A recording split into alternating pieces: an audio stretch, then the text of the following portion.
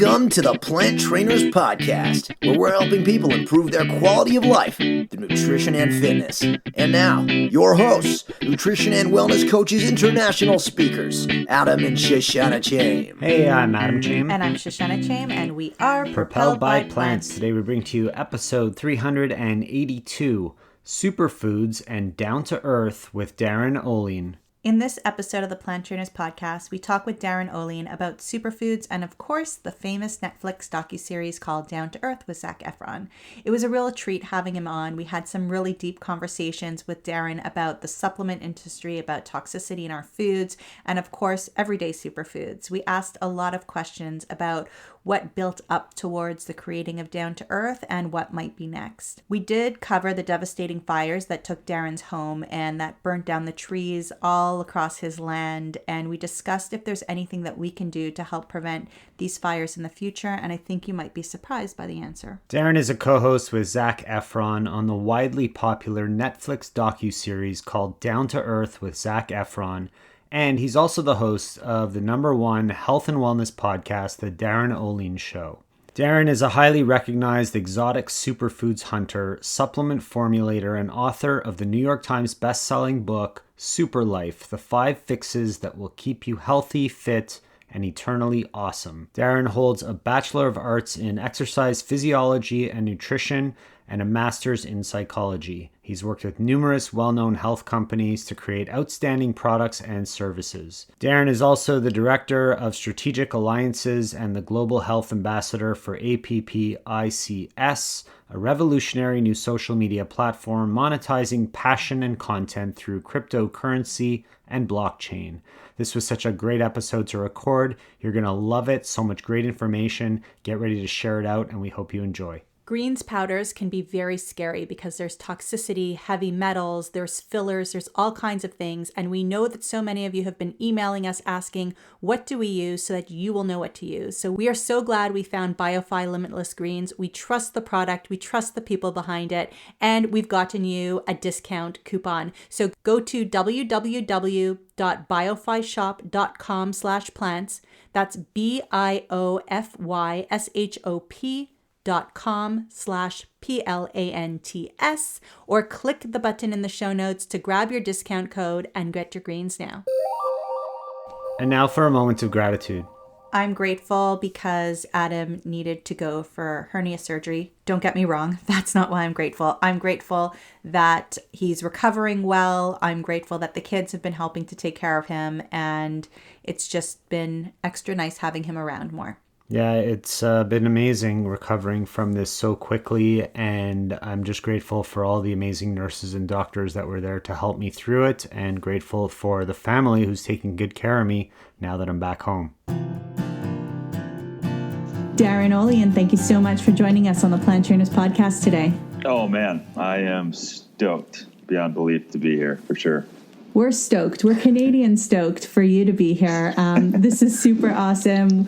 You know, we've been following you a while, of course, watch Down to Earth, and we're grateful that you're here, and we wanted to know if you have a moment of gratitude to share with us and the listeners. I tell you what, there's so much gratitude that pours out. Start my day every day with a list of at least 30 things that I'm grateful for. Right now, I am literally grateful to be here with you guys, hearing a little bit about your story just before this, and to be able to share from our experience, both you and I, to listeners, to have them tune in. I'm really grateful to share the time right here, right now with you guys.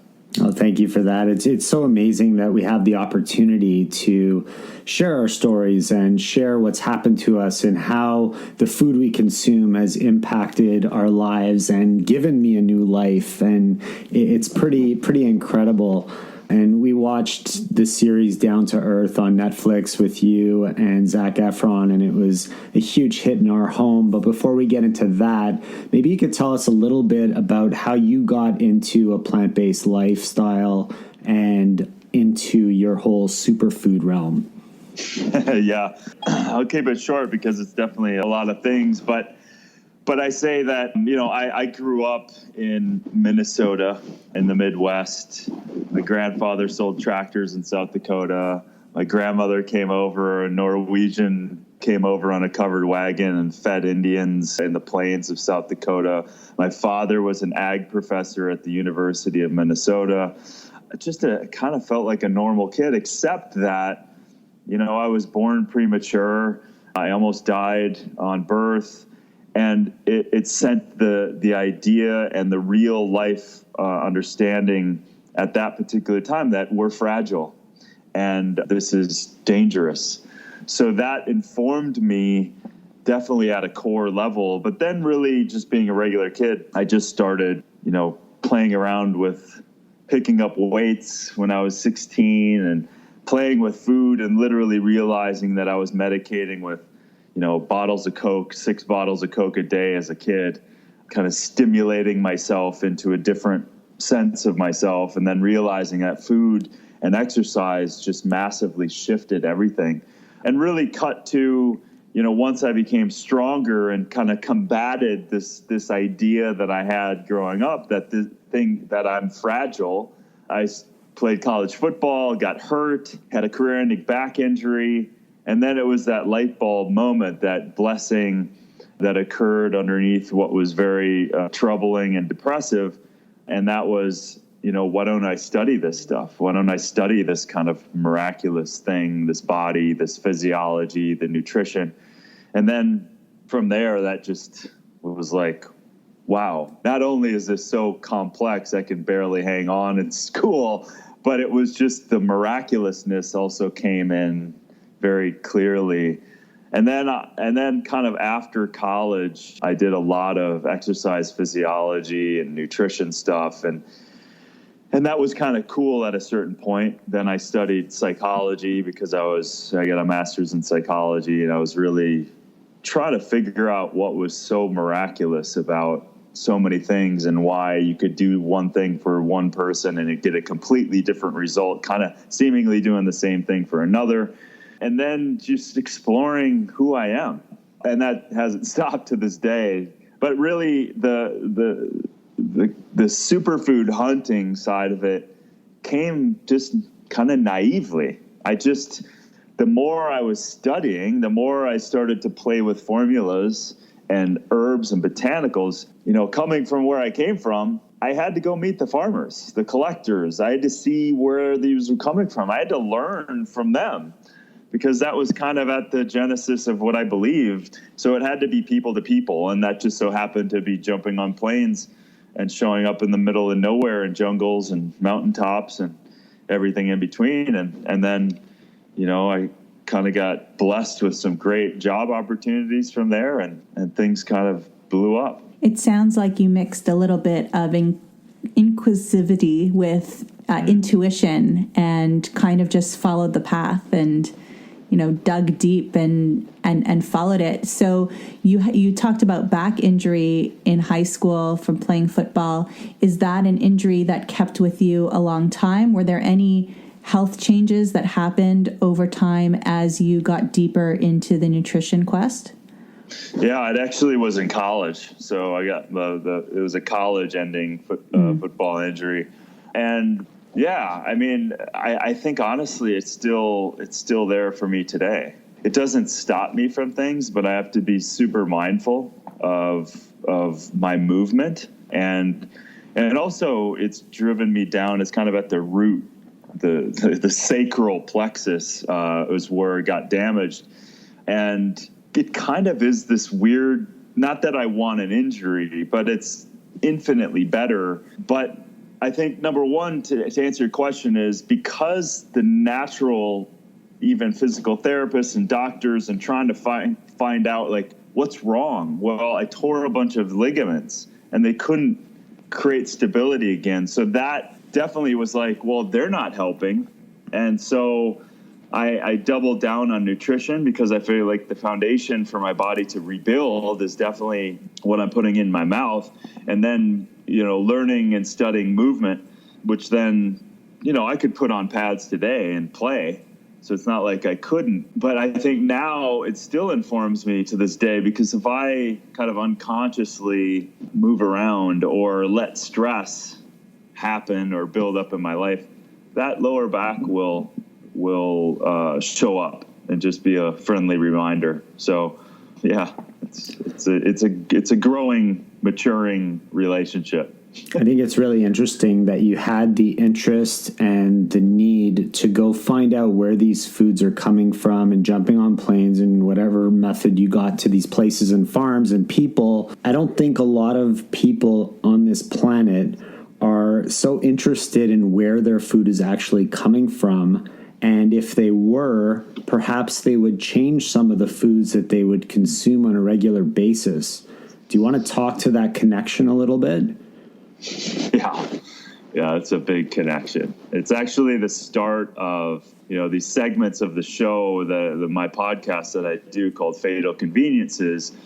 And that's really industry-wide in every level of industry: food, supplements, clothing, personal care. But it really started from when I was looking at supplements and seeing what people were marketing, and then seeing these poor quality supplements and going, number one, and it was really, I was actually working with some people, and I was working with their ingredients, and I tested them, and I looked at them really closely, and I kind of said, oh, these aren't what they're even saying to me as a manufacturer to another business. And so I called them out on it. I said, do you realize that what are in here is inactive and dead, and it's got these chemical derivatives in there? And they were shocked. They didn't even look. And I believe that there's two forms of destruction in this area. One is there's naivete. So you just believe whatever, a manufacturer or a company tells you or shows you, but you haven't done the test yourself. But you believe them, so you don't do the test. You're like, well, they did it. It's official. It's on a lab report. Cool. That's the naive side. The other side is knowingly taking poor quality ingredients or food. So, and that both happen. Largely the naivete is people just don't have the time or resources to really spend on really knowing what their ingredients. If they're making an ingredient or a formula that has 10 ingredients in it, and if they really looked at every one of those ingredients and did the kind of tests, it would be hundreds of thousands of dollars, and they haven't even sold the product. So there's that side of it. So I think, that and then when I was in countries, I would look at food systems. I would look at the ways people were processing, and I was like, oh my God, I'd be in situations right now where I could name off top 10 companies that are using these types of ingredients that I saw the source of them, and I was like, they don't even know.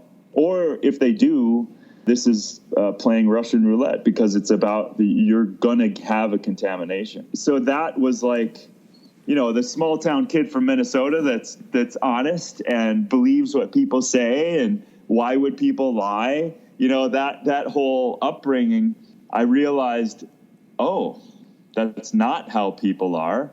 That's not how they conduct themselves. So that naive way of starting this process also uncovered this other kind of less than optimal side of the business. And so that's kind of the long story short is that the reason I do Fatal Conveniences, I expose products that are harming us that we don't know about, so that we can have a power over the exposure that they're causing us. And that was really birthed by seeing what I saw in the supplement industry. I think that there's some very good points there, especially that people want to power their bodies up with superfoods, and they're willing to spend the money on the $25 package of maca and the this and the that. And they don't really know the source of where it's coming from. They don't know if they could trust the company, but they're doing that to counteract the Coca-Cola and the fast food. And they need to recognize the power, and you've talked about it all, the healing power of the foods that we do put into us, but how toxic some of these small things can really be for the body. And we need a better balance, really, in North America is what we need. Yeah, it's kind of astonishing every time I do one of these kind of reveals. It's still shocking Like I'm reading this stuff, and then you're realizing that there's a Teflon coating on our dental care, right? And you're like, what the hell is going on? Like, you're putting Teflon that's causing liver and kidney damage that's already in the public. It's in the published data. And then you turn over your toothpaste has propylene glycol, and your clothing has hormone disrupting formaldehyde. And so you just look at all this stuff, and no one adds up all that stuff. They're just sitting in their little thing with very little studies at all in their little products and their ingredients. And then you add all this up, and we're living in a toxic soup. And so you can spend all your money. I'm not even getting into the quality of the superfoods, because I just read a study today on maca specifically, and now that China and the Czech Republic has stolen maca out of the country, which is a biopiracy from a Peruvian government standpoint, that they have different constituents in them, and they have pesticides showing up, but it's all being blended together. So I'm barely even talking about the superfoods. Like, let's say they're perfectly pure, which they're not, but then you have all this other stuff. So you're trying to be healthy. You're eating perfectly. You're spending your money, your hard-earned money, on high-quality foods, and that's extremely important. But at the same time, we're literally being overrun by toxicity. So it's really hard to just eat, because it's like showing up to a forest fire with a squirt gun on the toxic side. So it's these two things that we really need to keep in balance and be aware of, so that we can make other choices. This isn't to say that we're doomed. This is just to say that there's a problem here. We're normally used to doing it this way, by doing, eating this or using this shampoo. But over here, there's an easy solution. There's great botanical-based food-grade stuff now that you can replace. So there's it's this interesting world between, which is why I called it fatal convenience. It's this modern-day world that we've allowed profit to overrun even the good intentions that some of these organizations, the FDA, the USDA, the FCC, all these organizations in their inception had a start of a good intention. But now there's just infinitely conflicts of interest. So we kind of have to take our power back by kind of doing the work ourselves. And that's kind of one of the missions that I'm on right now. So if we're living in this toxic soup, as you called it right now, how does the average person get out of that mixture and start paying a little bit more attention without doing so much research? Because the average person, let's be honest, does not want to dive into that. They just want to be told what to eat, what to do, and they just want to do it, especially since everybody's so into the quick fix kind of thing. Yeah, well, the one thing, I'd answer that a couple ways. One is that we need to take responsibility for ourselves in our life. So we do need to take a higher level of responsibility of what is going on us and also what's going in us. So that's number one. And if you don't take that responsibility, some other entity, some other person, some other products is going to influence you if you don't influence your choice. So it's a waking up first, waking up to not everything in your home, on your children, and baby products to whatever is safe. So wake up to that fact, and that's a continuous wake up. It's like you don't just end up as Buddha under the tree, fully enlightened. Life is about, I think, uncovering and becoming more and more aware. That's number one. Number two is, that's why I'm doing these fatal conveniences, to wake people up. They're 15 minutes, and you can go, cool, now I know what shampoo not to use. I can use this one. Now I know what dental floss to use. Cool. Now I know what kind of water to drink, how to create clean water. It's just steps. So it's just a matter of, getting the basics, making sure definitely the food that you're consuming is healthy, it's organic, maybe it's biodynamic, maybe it's from your local farmer, support them, do all of that, absolutely. And then just slowly start educating yourself about the water, the clothing you're putting on, the personal care products you're using, because unfortunately mercury in our deodorant is not a good idea. And it's lymphatically pulling that in, and direct cause to breast cancer, in formaldehyde in bras and all of that stuff. So it's a continuous thing. And I also just I'm signing a new book deal, and I'm really going to create a fatal convenience book so that we can really hammer that. And so I don't know how I fell into that, but actually I do know. I described it, but I was just looking at it from a supplement standpoint. But now it's like, once my eyes are open, it's hard for me not to continue to share the information. So yeah, I think as a general thing, as people wake up, don't be overwhelmed by all the information. Just take one step. Taking a 60-second break. We believe in leading by example, and we've been asked time and time again to find a green smoothie or drink supplement that our clients could use that we trust. We've tried so many different kinds and weren't able to find one that met our expectations as far as nutrient density, taste, and benefits go until now. BioFi Limitless Greens provides the simplicity and the nutrient density in helping us get all these amazing anti-inflammatory, immune-boosting, and energizing foods into our body each day with one scoop, and the best part is it tastes great. So go to biofyshop.com/plants, that's biofyshop.com/plants, or click the link in the show notes and grab your discount and your greens now. And now back to the show. And I think that's the big thing, is one step at a time. And even on our plant-based journey, it started with food. It started with eliminating the animal products. Then we got more into organic. Then we started to say, what can we do to help the world? What can we do to help the animals? And it was all a big progress to the point where we don't even use soap for our laundry anymore. We use those, what are those? Soap nuts. Soap nuts. Oh yeah, right? Those are beautiful. It comes in a paper box. There's nothing added to it. It lasts a long time, and everything smells clean. And but that's not something I would have been able to handle at the beginning of just changing our diet, when I still had when we're still dealing with all these health issues that we needed to eliminate also. Yeah, it's a great point. I mean, obviously, one of the most intimate things that we're doing is opening our mouth up to this world, and we're putting things into it.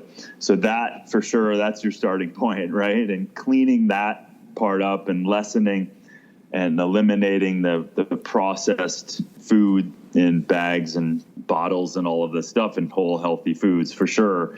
The way you started is the way I would recommend. And then as you kind of gain more energy, gain more awareness, and feel better. That's the interesting thing, right? It's like when we feel better, we have also more to give. And you naturally then continue down this path, and it's just attuning yourself to what feels right for you in your life. And that is a very important side of it, because, great, I'm eating plants because it makes me feel good. But at the same time, now I'm supporting a healthier environment. Now I'm supporting not killing animals.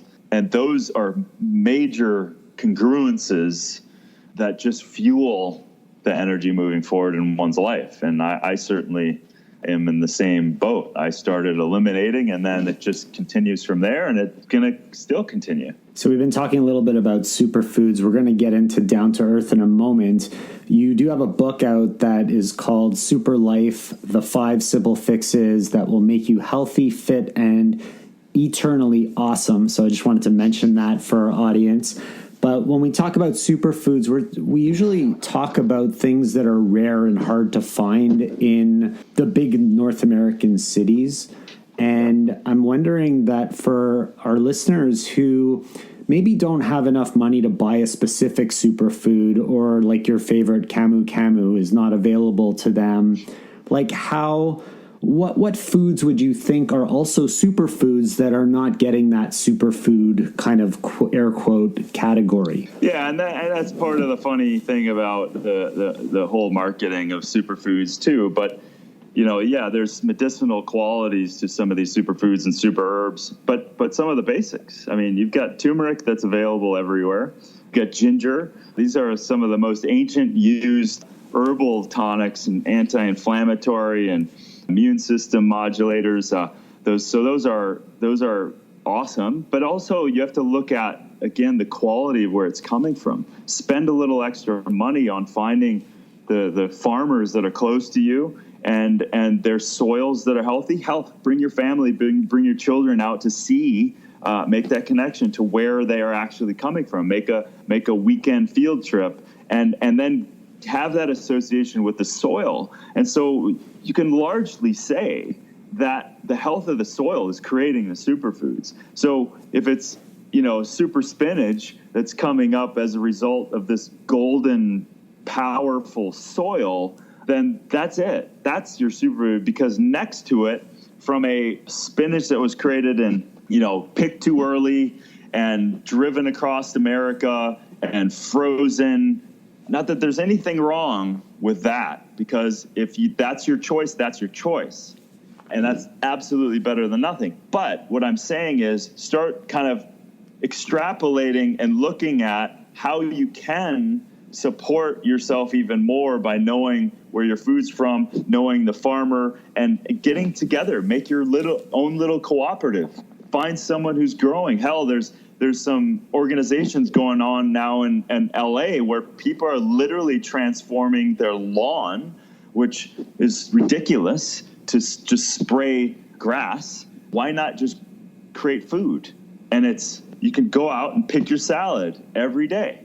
So you can transform. I don't care if you're sitting on 1 acre to a third of an acre to like a front yard that has barely anything. You can grow food. So that's I think where we need to go. And it's really about the atmosphere, the soil, and that's what makes the superfood. I think why is superfood even a term?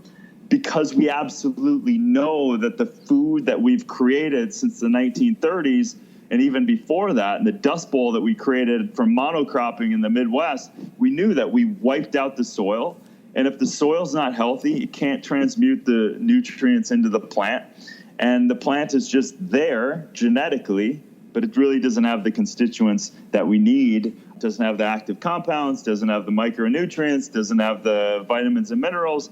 So it's really that. I think we just need to look at kale, spinach, chard, whatever, but look at who you're getting it from and how they're growing it. That's the super, I think, in the food that we really need to kind of get back and not be overwhelmed by you have to buy all of this stuff. Now that all, again, superfoods are great, especially when we're dealing with the weird world we're in. Like we're all looking to keep ourselves as strong as possible. But the foundation, you need to absolutely include whole, healthy food. I love that. I think our son will be disappointed that you didn't say broccoli, but we know you were thinking it. Now that one is the easiest thing for people to do. Get broccoli seeds, get a mason jar, have a little mesh top and you can put seeds in there and create broccoli sprouts, which are hundreds of times more strong than the actual broccoli, and the sulforaphanes and the immune modulation and the support. So that's, again, you don't even have to let the broccoli grow to full maturity. You can let it easy. Within 5 days, you'll have a jar full of some of the greatest superfoods ever that you can add on all your salads. And that's probably costs you, 7 cents. But that quality of seed is important as well. Organic seed. Yep, exactly. I can't believe I heard you mention that people in LA are spraying grass onto their lawns. That's like mind-blowing to me. I would think that they would be putting food in their garden, which is what we're trying to do up here in Toronto, where we get winter and all that food is just dead because it can't grow, which is why we got inspired by one of the episodes in Down to Earth. And we're talking about building a green wall, a live wall in our kitchen. Nice. Because that was one of the coolest things that we saw. It was beautiful. It's so practical. And for anybody that's listening that doesn't know what I'm talking about, we're talking about an episode that was on Netflix from the series Down to Earth with Zac Efron, and Darin Olien was in that one. So people should go check out that series. We watched it with our kids, and we loved it. It was a fantastic series, and we want to talk a little bit about that today, too. Yeah. What was the driving force behind that? The whole deal. There's a lot of driving forces, for sure. I mean, well, number one, the story goes that Zac had reached out to me from a podcast that he had heard me on, and I never knew him. And so he ran it months and months later. He had reached out via text, and we got together and we just discussed health, fitness, superfoods, everything else. And then just at the very end, I had this idea of what I wanted to do as a show, and just said, I'm going to do this regardless somehow, because I want to expand into the environment, into what I've seen as I've traveled around the world. And he just was like, he just lit up. And this was literally within, 2 or 3 hours of us meeting for the first time. And then we were like, cool, we'll be in touch and whatever. And then he called me a couple hours later and he said, I think we can do this TV show. And I was like, what? And he goes, I have an existing deal with Netflix, but I don't want to do that concept. And that concept was just kind of running around with other celebrities and just eating in exotic areas. And it was kind of food-based. And it was probably fun, but he didn't want to do it. He saw the mission behind this one. He saw that it had a lot more of what he cared about. And he said one thing that changed it all for me. He said, I have this platform that I want to use for good. And Zac's a very sweet kid, as you've seen. He's very much the same person that you saw on the show. And so we melded or molded these two concepts. And so, yeah, I just, I wanted to start talking about water and the miraculousness of it. I wanted to start talking about longevity. I wanted to start talking about where food's from and where the medicinal plants are from. And then it came together by the production team, who didn't live from the space, a couple of them, but it really was this idea of how could it be fun, adventurous, educational. So I actually had to let go of a lot of my agendas that I wanted to kind of hammer even harder. And it was tough. It was really tough to surrender that. There's a couple points where earlier in filming where I was just like, I don't think I'm going to do this, because it was like, it was a Hollywood, just not that Zac was being any particular way, but it was just like, I never wanted to do anything that would compromise what I care about. And I saw myself early on having to kind of let go of like, wait a minute, we can't get this expert. I already talked to him. We can't do this. We can't do this. And it come to find out that over time, I trusted the team that was on the ground with us. And they also were great at what they did to tell a story. So I can't say that I wasn't nervous even the night before it came out, because, I didn't want it to be, kind of greenwashed, in a sense.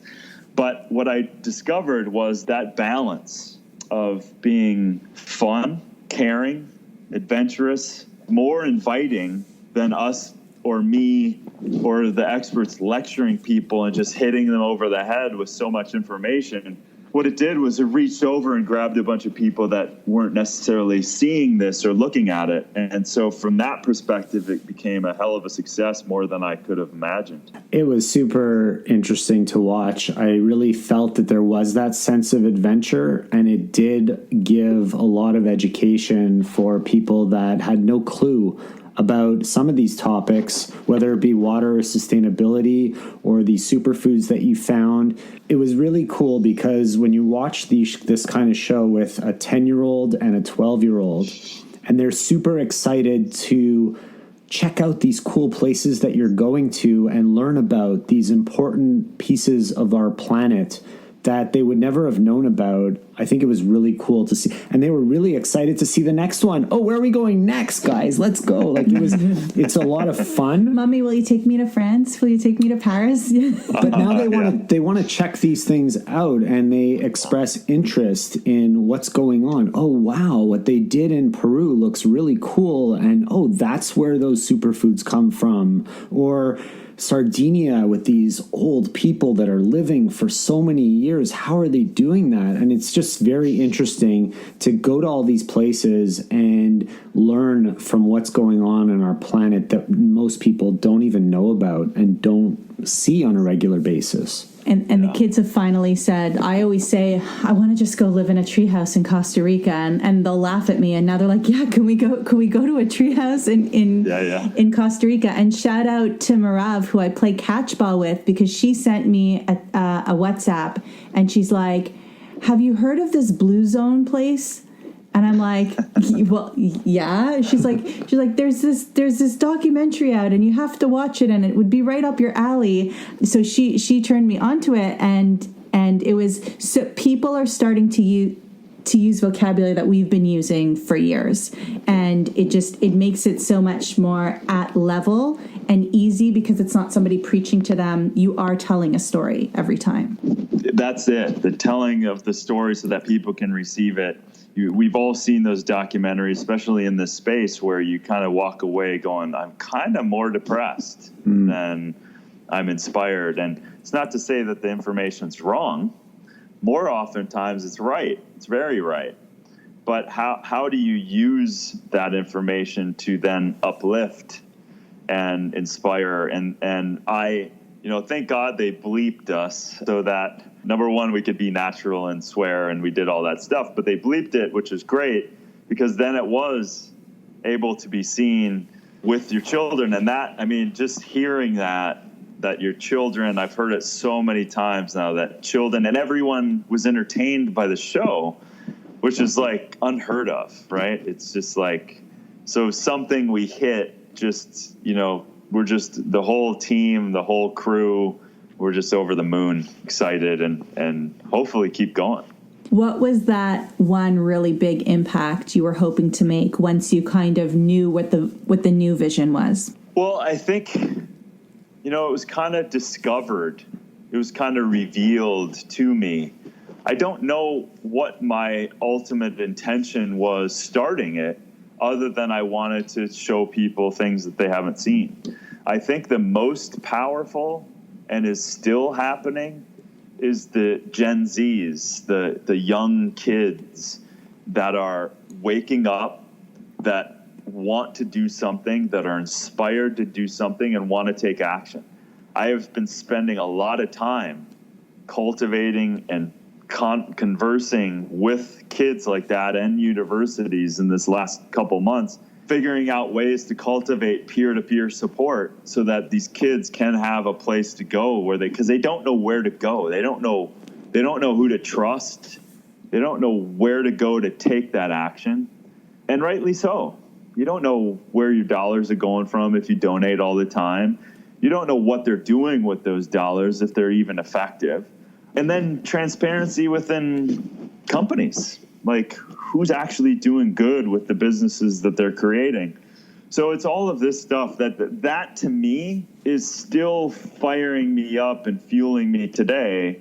But seeing the awakening of kids in that space, that's probably the greatest gift for sure. So I don't want to ruin the series for anybody who hasn't watched it yet, but there was a point where you got back to your place in LA and it was devastated by the fires that are happening in LA. And I know it's probably a sensitive topic for you, but the fires overtook your complete home. And I'm hoping that since then things have been rebuilt and you're in a better place. But I wanted to kind of get a feel for what happened after, because we didn't see that part, and what your next steps were, and also what's contributing to all those fires that we could help change on our planet to kind of help reduce those fires, if that's even possible. Number one, that is possible. But yeah, that's a big topic, and I'm very engaged in. So number one, now that I've gone through the grief I'm cool with the conversation because it's also gifted me more than it's actually taken away in a weird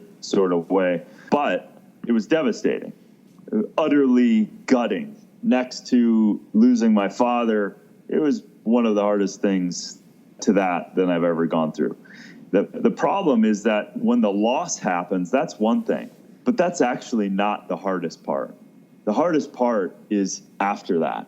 The hardest part is the next year where you're trying to get back on the property, and it's nothing here. There's not a blade of grass. There was nothing I could recover from the property. We're talking 50 acres surrounded by the national park, barns, trucks, equipment, motorcycles, house, bridges, thousands of trees, like wiped out. So the important thing is that it's very important for us to grieve. And so by allowing myself to grieve allowed me to just healthfully move through that energy. And once I did, I was utterly excited, like inspired in a way that I've never been. And I'm a fairly passionate person. I'm fairly driven. I've always lived that way. But what that gave me, like literally gave me the fortitude, more strength, more heart-centeredness, more clarity on what I'm doing on this planet, for what reason, for why I'm doing it, and what I'm going to do. And what I'm doing is exactly that. Health of people, so that people can be stronger and more powerful to live the life that they want, period. I don't care if they have six-pack abs. I don't give a shit about any of that stuff. I just want people to be healthy so they can live their life to the fullest, so that they don't have to be drug around by a body that's broken. And number two, the health of the planet. And that really isn't a climate change thing. The change is already happening. It's happening. It's intensifying. That's happening. I'm focused on human change within the interaction of the environment. So even though climate change is political, I'm not. I'm really common sense. So if this is happening, let's do this. So that's where, I've been an environmentalist all my life. I just made a career traveling around the world doing this one thing, but I'm always seeing this and working towards the environmental side. So I've been connected to people and things and getting more connected to systems of sovereignty, food sovereignty, water sovereignty. How do we cultivate and conserve water different than what we think? And also power sovereignty. How do we actually create power, utilize power, start microgridding, start looking at these systems. This system ultimately burned our house down. So it was a failed Edison pole line that presumably started this whole fire. So that monopoly essentially caused one of the biggest fires in California history. So I'm all about gaining and garnering the power of the individual as it relates to sustainability and the regeneration of the earth. So from there, that tragedy gave me some of the greatest gifts ever, and I wouldn't take it back for anything. And then as it relates to California, as it relates to global fires, number one, we need to acknowledge where we live. Everybody on the planet, hurricane, fire. I live in a fire ecology. It hasn't changed. It's always been a fire ecology. If you build without acknowledging the fire ecology, your house will burn down. It's just a matter of when. So for me, I'm making initiatives to how where the house is positioned to best suit a fire when it comes, because it will. What building materials? So I'm way down the rabbit hole on different sustainable geopolymers. There won't be wood in my house at all. So earth-friendly, seismic, earthquake-proof, fire-proof, water reclamation, food production. It's that whole thing. So, and then I'm also working with an NGO called One Tree Planted, where we're going to be doing stuff in Brazil And we're also going to be doing stuff in California and creating some programs where people can go out and donate and get a tree in their indigenous endemic area, have that tree show up and go plant it with your children. And so I'm doing initiatives throughout California to go back and park services and national parks and going out to plant trees and mobilize more people to plant trees, native trees, fire-resistant trees, trees that are natural to this area. And then I'm going to keep pushing initiatives for controlled burns, because that's what the Native Americans have always done. And we let the fuel get so big here that there was no chance that we weren't going to have a fire. That's pretty amazing. Thank you so much for sharing all that personal information. I mean, it must be tough, and it's a tough thing to go through. So we do appreciate you sharing that with us. Do you think there's going to be another season to Down to Earth? I hope so. Nothing's confirmed yet, but negotiations have definitely started. So yeah, if everything works out and schedules work out and budgets work out, and there's a million things, it's not just turn on a switch. But yeah, I mean, the whole crew is excited at the opportunity. So we'll find out, and everyone will know, I'm sure. And if you got your one vote for which theme and which location you'd like to tackle, what would that be?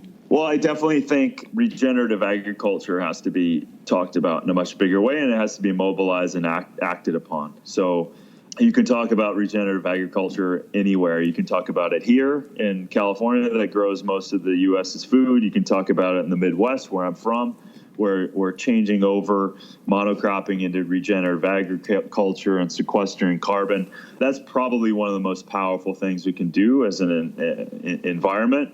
And then, there's a few other things, but the regenerative ag definitely is at the top of the list. Amazing. This is such great information. It's been amazing talking to you. Before you do that part, and I'm being sensitive to your time, our kids will be upset if we don't ask you why Camu Camu. Why is that your favorite? Why is that your favorite? It's not necessarily. It's just one of my children. It's not like it's my. It's not like it's my favorite. I just love and it was. I knew the area we were going, and I knew we'd be able to find Camu Camu to show Zac, along with a few of the other medicinal plants. But Camu Camu is so great just because it grows right on the Amazon. It gets flooded by the Amazon, and everyone can relate to the compound because it's vitamin C. So that one was an easy thing, I think, for people to understand that, oh, wow, that's a place where vitamin C comes from. And if anyone were to taste it, it would taste exactly like a vitamin C pill. So that one was just an obvious one, just because of we're going to be on the boat anyway, and we're going to run into these trees. Very cool. Okay, you can go ahead now. Everybody's got to go watch Down to Earth on Netflix if you haven't seen it yet. And Darin, if people want to reach out and connect with you, where would be the best places for them to go? Yeah, so they can sign up, darinolien.com, sign up for my newsletter, sign up for my alerts on the podcast, Darin Olien Show. Everything's there. Barukas is there, my nut out of Brazil that we're helping planting trees out of the Amazon. Just Darin Olien on all social medias, Instagram, Facebook, whatever. Yeah, great. That's it. Perfect. We're going to put all those links in our show notes at planttrainers.com. Darin, thank you so much for joining us on the Plant Trainers podcast. Thank you. What a pleasure. Thank you so much. Thank you all so much for listening to this edition of the Plant Trainers podcast. We want to make sure that you subscribe on iTunes, Google Play, iHeartRadio, Stitcher, or any other podcasting platform. We really appreciate the feedback we receive from you. Every time we get a 5-star rating or review on iTunes from one of our fans, it really helps other people find us just like you did. Thanks so much to our patrons. To become a patron, visit us at patreon.com/planttrainers. Even supporting us with $1 really makes a difference in the quality of the show. And don't forget to connect with us on Instagram and Twitter. Our handle is @PlantTrainers. Like Plant Trainers on Facebook, join our newsletter, and check out our website at planttrainers.com for awesome recipes, a list of our services, and of course, our latest podcast. We encourage you to email your questions to info@planttrainers.com so that we can help you improve your quality of life through nutrition and fitness. So we hope we've inspired you today. Join us again next time and have a healthy day. Or is that too corny? It's a little cheesy.